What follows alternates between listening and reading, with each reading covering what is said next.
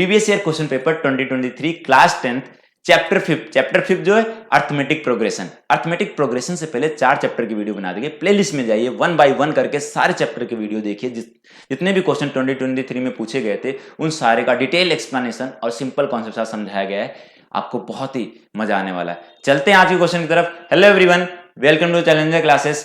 अगर चैनल पे नए हैं तो चैनल को सब्सक्राइब करना ना भूलें।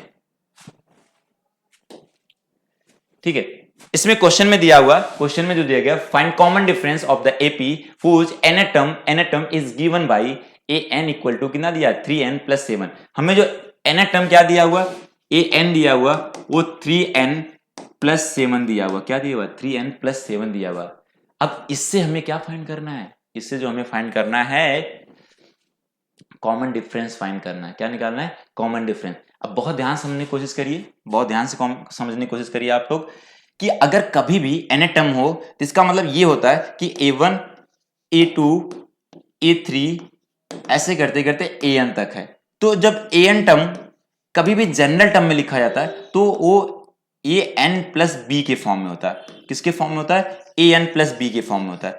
अगर आपको क्या करना है कि इससे कॉमन डिफरेंस निकालना है, इसका शॉर्ट ट्रिक भी बताऊंगा और डिटेल एक्सप्लेनेशन भी बताऊंगा। सबसे पहले हम डिटेल वाला देख लेते हैं। तो जैसे ही आपको कोई भी टर्म निकालना है, ये इस तरह दिख रहा है तो समझ जाइए आपका लीनियर, मतलब n की वैल्यू 1 दिख रहा है तो हमेशा लीनियर की तरफ बन रहा है, तो n टर्म का बात हो रहा है।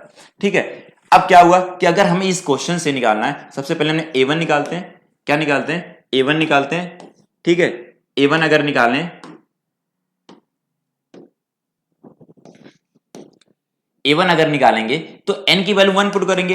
3 × 1 + 7 ये किसके बराबर आ जाएगा? ये आएगा 3 + 7, जिसको हम बोलेंगे क्या हो जाएगा? 10 हो जाएगा। ऐसे A2 निकालते हैं। A2 निकालते हैं तो n की जगह हमने क्या पुट कर देंगे? 2 पुट कर देंगे। तो कितना आ जाएगा? 6 + 7 ये आ जाएगा 13 आ जाएगा। तो ऐसे हम A3 भी निकाल सकते हैं, बस n की जगह क्या पुट करना है? 3 पुट करना है। तो किसके बराबर आ जाएगा? ये 9 + 7 ये आएगा आपका 16 के बराबर हो जाएगा। किसके बराबर हो जाएगा? तो अब क्या करना है? हमें कॉमन डिफरेंस निकालना है। तो क्या करिए? A2 - A1 कर दीजिए या A3 - A2 कर दीजिए, तब भी निकल जाएगा। A2 वैल्यू आ गया 13, उसमें से 10 माइनस करेंगे तो कितना आ गया? 3 आ गया। तो कॉमन डिफरेंस तो आपको निकल गया। तो इसका आंसर क्या हो जाएगा? इसका आंसर बी वाला सही हो जाएगा, जो 3 के बराबर। लेकिन इसका शॉर्ट ट्रिक, अगर कहीं पर ऐसे दिखे AN इक्वल टू किसके बराबर दिखे? AN = AN + B की तरह दिख रहा है, मतलब लीनियर की तरह। हमें क्या करना है? हमें कॉमन डिफरेंस निकालना है।